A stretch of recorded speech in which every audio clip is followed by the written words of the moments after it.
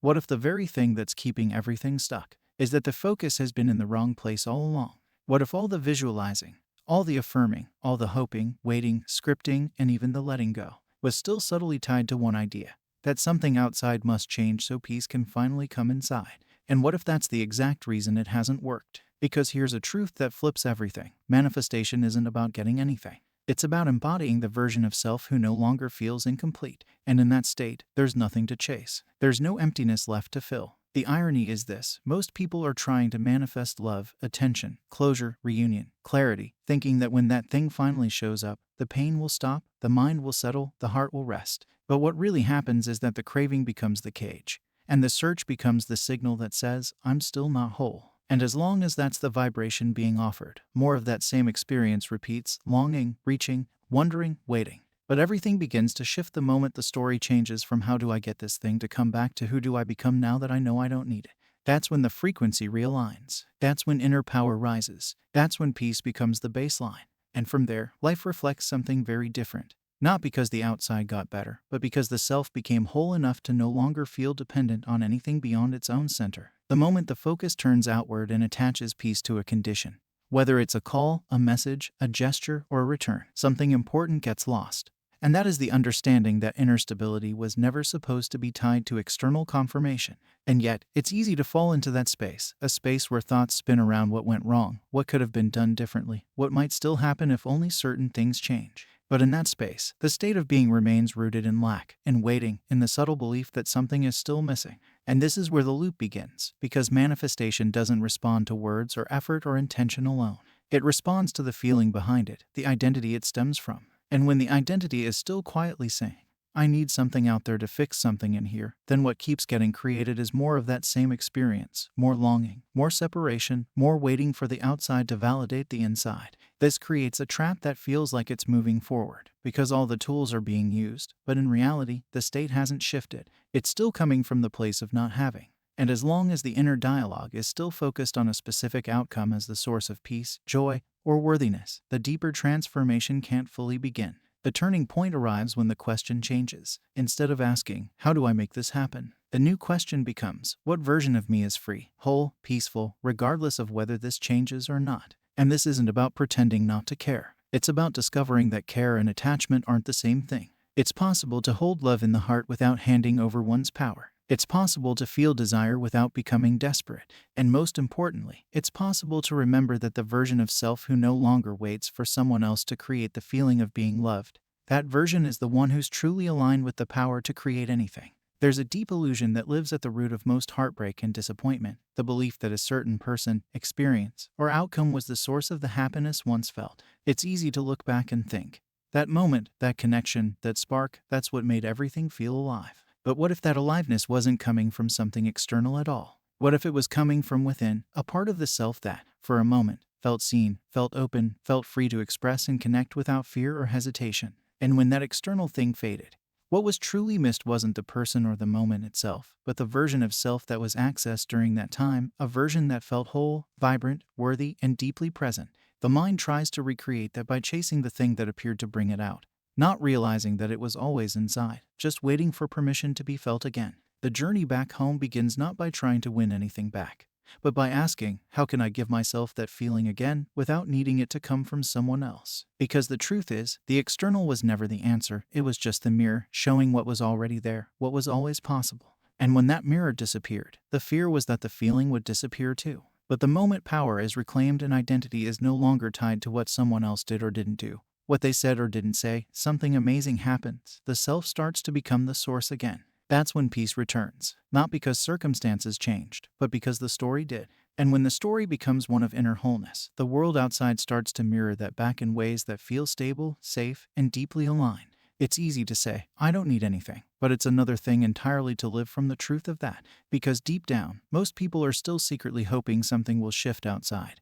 That something or someone will finally act right, finally show up, finally see the worth that's always been there. But here's the truth that flips everything. The version of self who doesn't need anything to feel complete isn't cold, detached, or in denial. That version is the most powerful one because it's built on real inner freedom. That version doesn't wait for attention to feel seen, or for validation to feel worthy, or for love to feel lovable. That version walks with a quiet confidence, not because it's trying to prove anything, but because it knows it already is enough, as is, right now, no matter what's missing or who's watching. And something amazing happens when this version becomes the foundation. The energy changes. There's no chasing, no craving, no bargaining with the universe to please deliver something that'll stop the ache. The ache fades not because the thing comes, but because the identity that needed it dissolves. And that's what creates space for the unexpected. Not as a trick to get something back, not as a way to manipulate outcomes, but as a natural side effect of wholeness. When the self is rooted in fullness, the external mirrors it without needing to be controlled.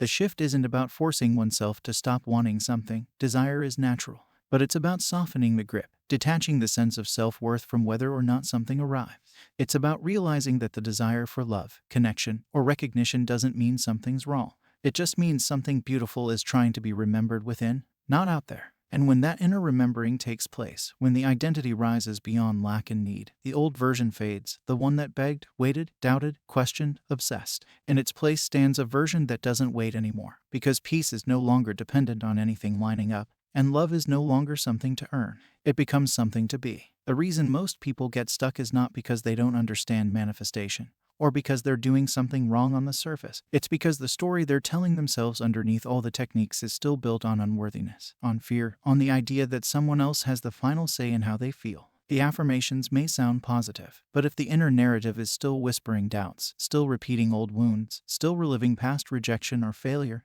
then that's the vibration that's shaping reality. And that's why the inner narrative has to be rewritten.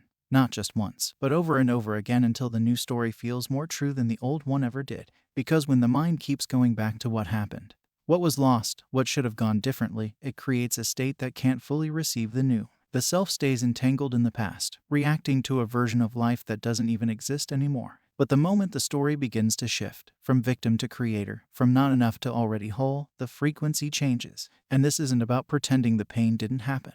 It's about letting the pain stop defining what's possible now. It's about saying, yes, that hurt, but it doesn't get to decide who I am anymore. It's about stepping into the authority of the inner voice and choosing thoughts that serve, not sabotage. When the inner narrative begins to match the desired identity, not just in words, but in emotional truth, then everything outside starts to move. Because manifestation is never just about getting.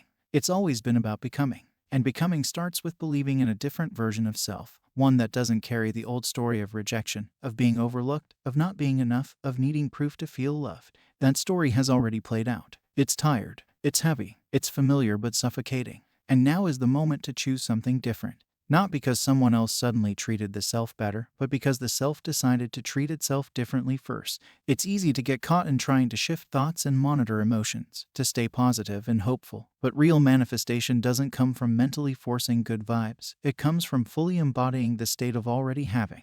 And that doesn't mean faking it or tricking the mind into believing something that still feels like a lie. It means stepping into the version of self that has already moved beyond the chase, the waiting, the needing, and is now living from the reality where peace is the baseline. Living from that state means waking up and choosing to move through the day not as someone who's hoping for change, but as someone who knows change has already taken place within. It means letting actions reflect the new identity, how one speaks to the self, how one shows up in the world, how one responds to triggers, all start to reflect the energy of someone who is no longer missing anything. And from that place, desires don't disappear. They simply become expressions of joy, not desperation. The mind may still bring up doubts. The old story might still echo in certain moments, but the identity doesn't collapse anymore. Because the new self doesn't rely on outer validation to feel centered. That self knows that reality must conform to the state of being, not the other way around. So instead of asking, when will it show up? The question becomes, how deeply can I live from the truth that it's already mine? Not because it's physically here, but because I've already become the version who has no need for proof. That's where the real magic is. Not in pushing, not in trying to manifest a specific moment, but in realizing that everything wanted is already present in the version of self that no longer doubts it. And when that becomes the new home, mentally, emotionally, energetically, the external can't help but match it. Not because it's being forced, but because it's being invited in by someone who finally knows they were never lacking to begin with. Letting go is one of the most misunderstood ideas in manifestation, because people often think it means giving up on what they want or pretending they don't care. But real letting go has nothing to do with detaching from the desire itself. It has everything to do with detaching from the version of self who felt unworthy of it.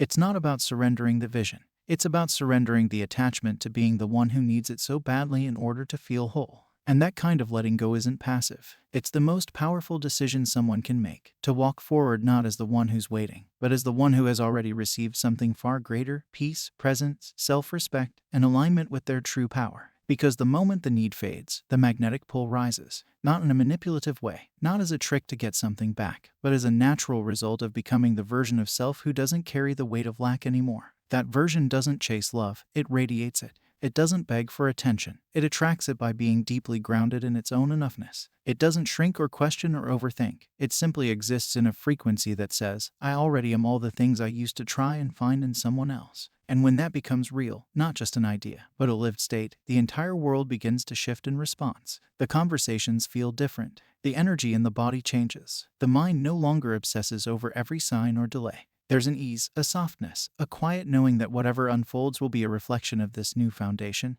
and not a replay of the old wounds. The past doesn't define the path anymore. The old version that once pleaded, that once overanalyzed every move, that once put peace on hold until something outside changed, that version dissolves. And in its place rises someone who is no longer trying to manifest someone else, but is instead becoming the kind of presence that doesn't need to prove, earn, or cling. And that's where the real manifestation happens, not in attracting something back, but in remembering the truth of what's always been within. The end goal isn't to make something happen. The end goal is to remember who the self is without the noise, the waiting, the attachment. Because from that state, everything, absolutely everything, becomes possible. And even if certain things never return, the peace that replaces the need for them is worth more than all the versions of reality once chased. That is the gift. That is the power. That is what it means to manifest not them, but the version of you who no longer needs them. And that version is unstoppable. So if nothing else stays with you, let this be the reminder: you were never meant to chase, beg, or wait for something outside to complete you. You were always meant to rise into the version of yourself that doesn't just hope for love, worth, and peace, but lives from it effortlessly. The shift doesn't happen when something shows up. It happens when you do. Let me know in the comments, what are you ready to let go of? And who are you ready to become instead? I will meet you with another golden nugget. Happy manifesting.